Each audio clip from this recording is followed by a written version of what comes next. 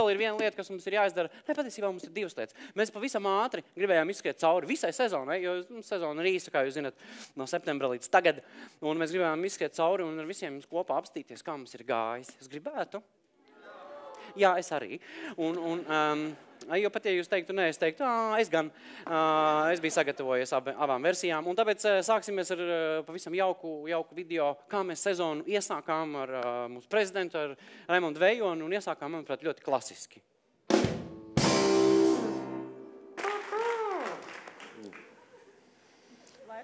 Laikam no sākuma jāierauj.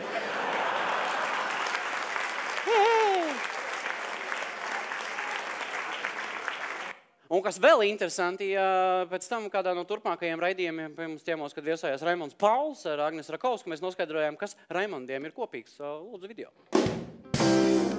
Tur ūdens ir iznāk? Jā, droši. Es nav uztraukumu, ka viedzētu. Tas Raimondus vieno.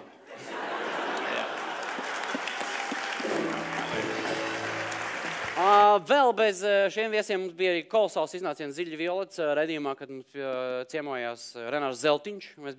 Es uz brīdi biju piešķīruši savu triecienu supervienību Ziļa Violets Renāram Zeltiņam, kas visu dienu viņam klima līdzi un mēģināja kaut kā iepriecināt viņa visnotaļ pelēko ikdienu.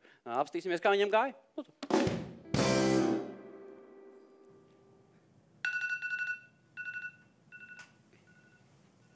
Wake me up before you go. Don't leave me hanging like a yo-yo. Wake me up before you go. Don't leave me hanging like a yo-yo. Wake me up before you go. Don't leave me hanging like a yo-yo.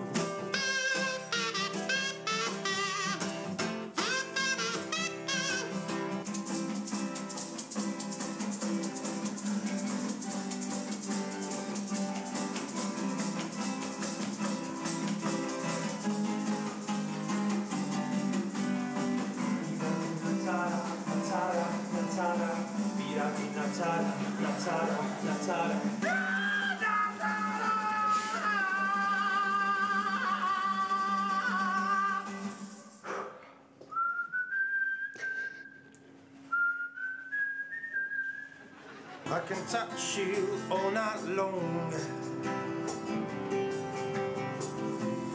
I can be with you every day. I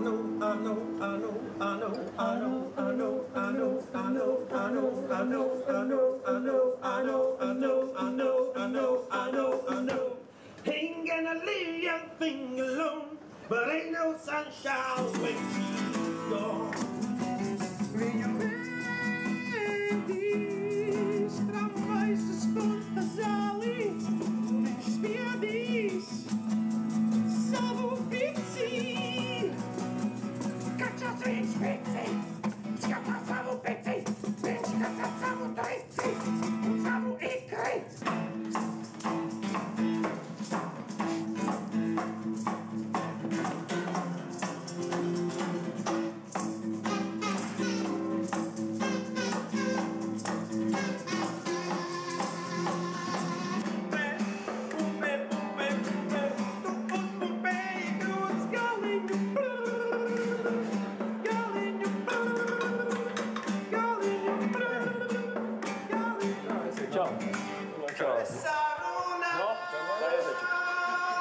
Ar sevi pašu.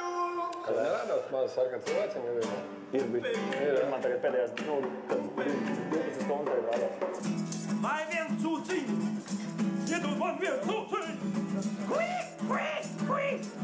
Cūciņu. Vari.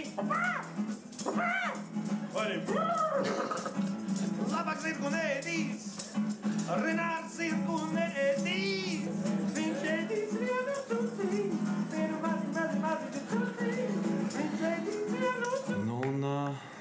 Tad tā ir diena pagājusi un cerams, ka rīt atkal būs laba diena. Ar labu nakti.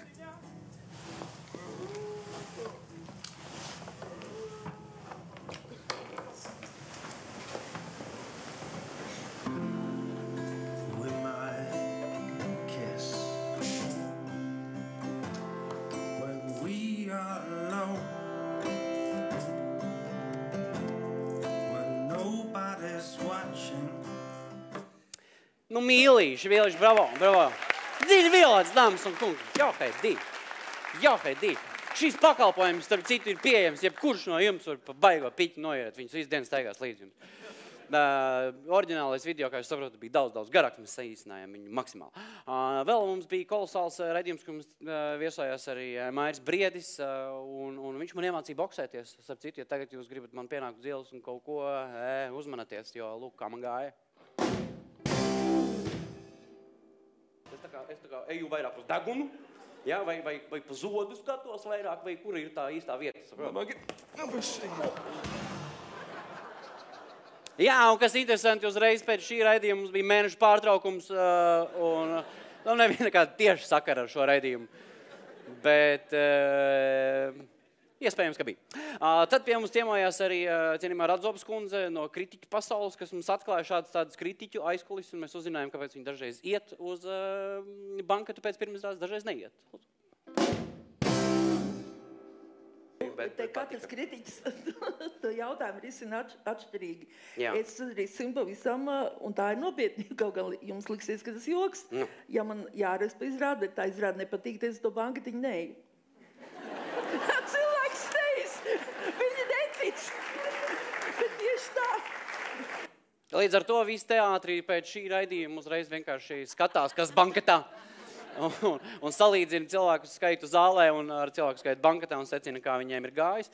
Vēl pie mums iesojās arī Uldis Rudaks, kurš arī ir kritiķis visam pa vidu un arī tikai mūzikas kritiķis. Un es viņam uzdevu, kā izrādās viena no sarežģītākajiem jautājumiem, kas ir tāda problēma grupa vai tāda vājākā grupa Latvijas mūzikā. Uldi, esi reāls un pasaki, kurš Latvijas mūziķis nerubī, ko dara? Lūdzu, esi reāls. Tas ir viens. Man ir jāatbild. Mūziķis. Nosaucot vienu mūziķi? Lūk. Absolūti neiespējama misija. Tas nav iespēja. Absolūti neiespējama misija, ko apstiprināja arī Uldis. Vēl mums bija kolosāli, es atvainojos, kāda kolosāli, vēl mums bija normāli Ziemassvētki kopā ar Šipsī.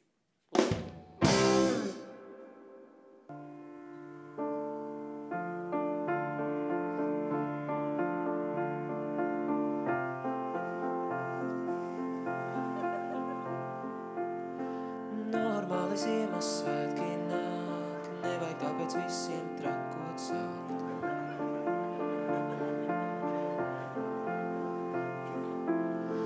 Naudā mums ir, bet nav baigi daudz, netērē vairāk par tik, cik ir ļauts.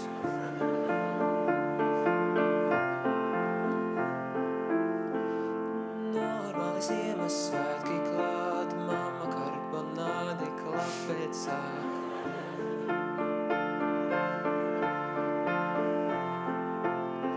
Rasos mums ir kā vienmēr par daudz, bet pīrāgos vienmēr speķa par maz, speķa par maz.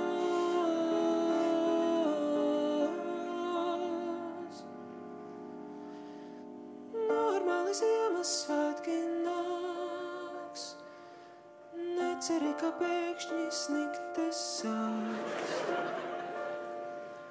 Mājās tak tu sēdi, pa lielam vienalga tev.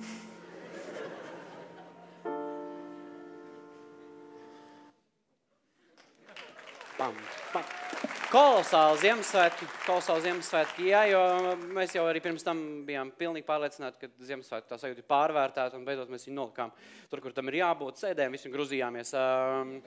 Bet vēl pie mums bija arī Vlads Nastāvševs, pēc sava labā izgājiena ar Cerību ezeru. Mēs parunājāmies un noskaidrojām daudz interesantas lietas un arī uzzinājām normalitātes teoriju, ko mums Vlads piedāvāja.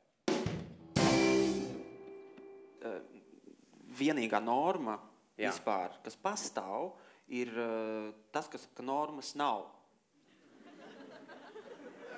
Normāli. Problēma ir tajā, ka vienkārši mēs neatzīstam. Mēs neatzīstam. Tā kā bailes sevis priekšā. Nemaz nerunājiet par citiem cilvēkiem. Ko tu dari? Sacstaipos. Jo? Kaķi tā var darīt, es nevaru.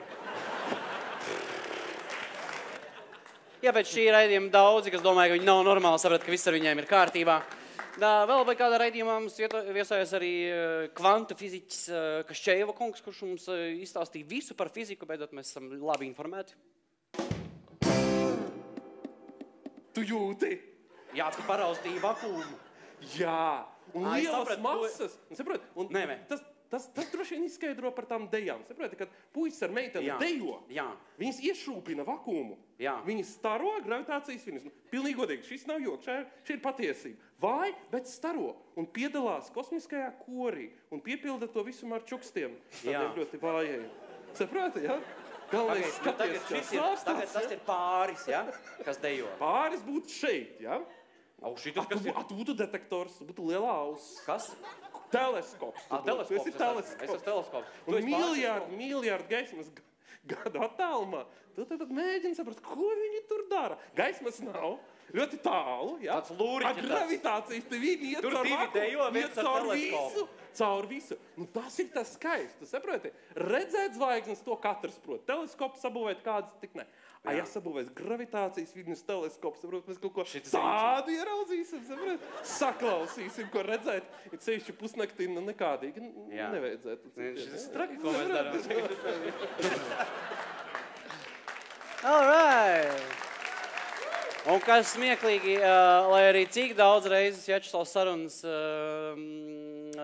sarunas gaitā pateica, vai es saprotu, es beigās nesapratu, bet jebkurā gadījumā. Vēl pie mums viesojas arī Gamba, kas starp citu bija pilnīgi pretējā viedoklī kā Uldis Rudaks, jo Gamba apgalvoja, ka nav sliktas mūzikas, ir vienkārši neīstie izpildītāji, un to viņi pierādīja šādi.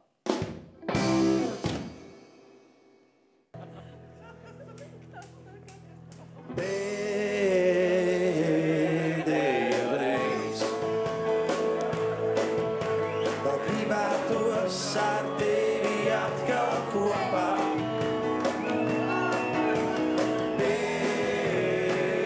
Pēdējo reiz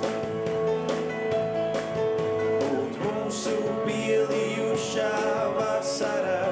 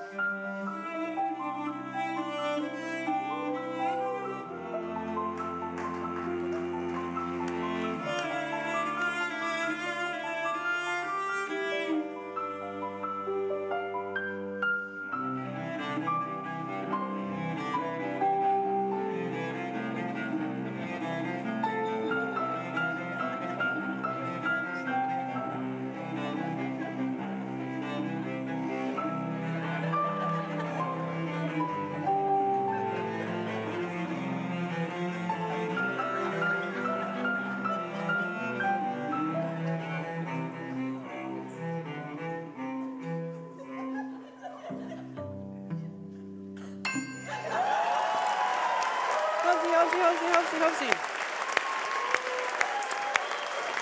Un bravo. Hamid, dāmas un kungi. Un starp citu,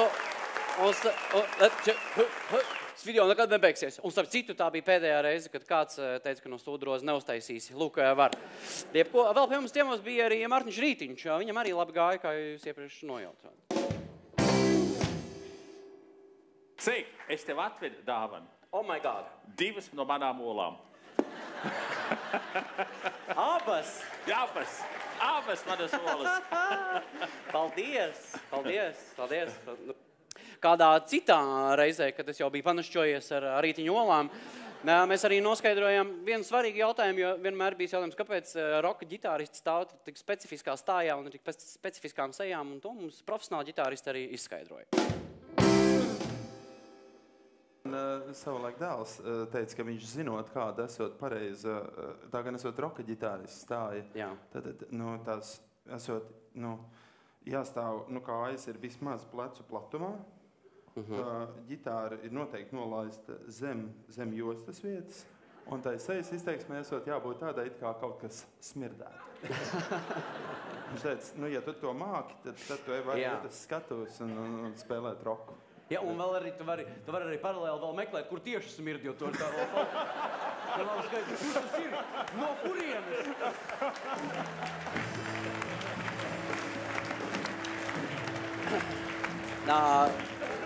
Ja mēs ejam tādā nominācija gandrīz vai sajūtā, tad nākamo video es pilnīgi noteikti varu pieteikt kā gada labākais Ēriks, jeb labākais Ērika Palkaunieka iznāciens ielu intervijās. Lūdzu.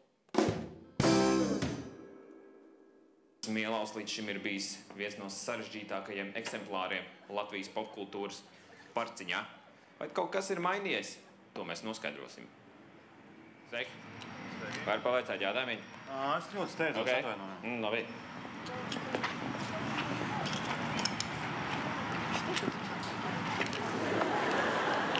Tā ir steiga. Steidzos, tiešām godvārds. Lūk, tā ir steiga. Tā ir steiga.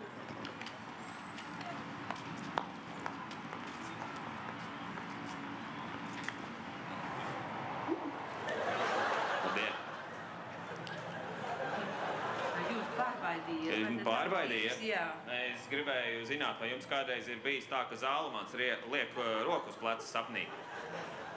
Izbeidziet. Es redzēju sapnī, kā Zālamans liek roku uz pleca man. Es redzēju sapnī, kā Zālamans liek roku uz pleca man.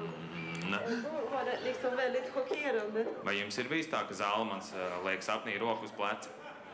Nē, laikam nē. Jūs gribētu kaut ko tādu piedzīvot? Nē, ne visai. Negribat. Es pamēģināju. Vislabāk. Nē, Kādreiz jums ir bijis tā, ka Zālamans liek roku uz pleca? Jūs mani pārbiedējāt.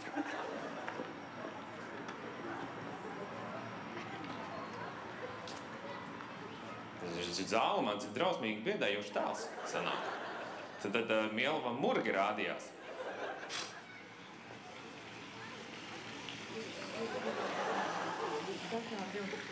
Sveiki. Jums ir bijis tā, ka Zālamans uzliek sapnī roku uz pleca? Es runāju tagad pa telefonu. Es drīkst jums skudru no matiem izsist ārā. Viņa iekodīs tā sarkanā skudra. Mīzene, tā saucamā. Ja? Sēdiet mierīgi. O. Jā. Jā. Un ir tā sapnī bijis? Jā, ir bijis. Kā bija normāli? Es ļoti labi man bija, jā. Lūk, vismaz vienam cilvēkam Zālamans neizraisa nekādus murgus. Ēriks Palkaunieks speciāli pusnakšovam 7 ar Jānu Skutāru. Ēriks. Bravo. Ēriks. Turpināsim mēs arī ar Ainaru Mielovu, kurš mums atklāja tiešām ļoti satraucošu, bet arī svarīgu informāciju, ka mēs, diemžēl, lielākā daļa esam idioti. Kā notiek joku pasaules? Kad cilvēks pasaka joku un cilvēki Ja cilvēks nedara mēs saprotam, ka viņam nav smieklīgi. Ja viņš vēl paskaidro, ka viņam nav smieklīgi, nesakot tad liekas, ka viņš domā, ka visi ir idioti.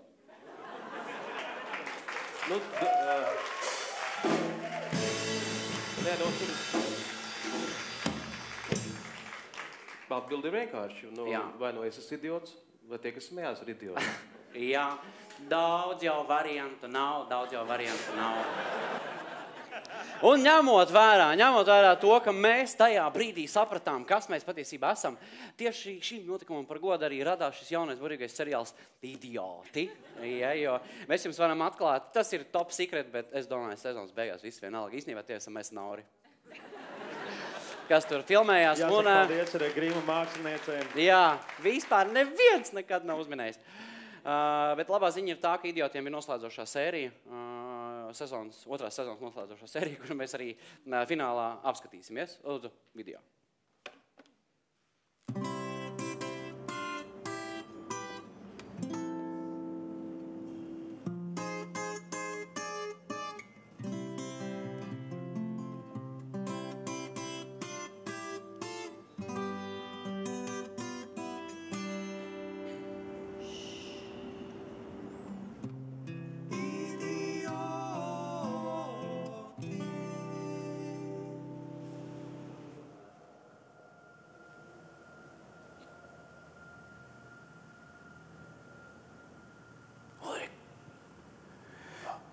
Neviena nav.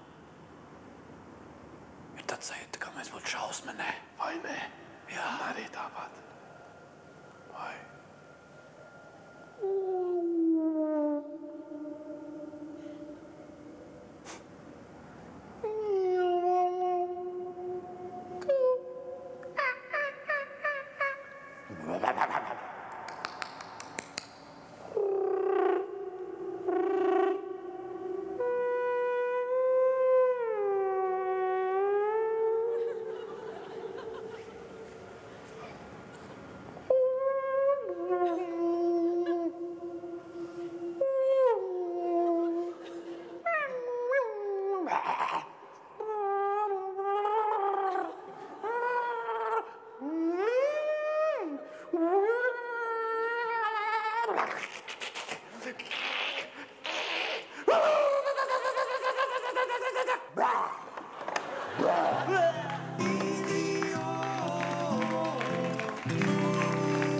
Labs noslēgums sezonai. Paldies idiotiem!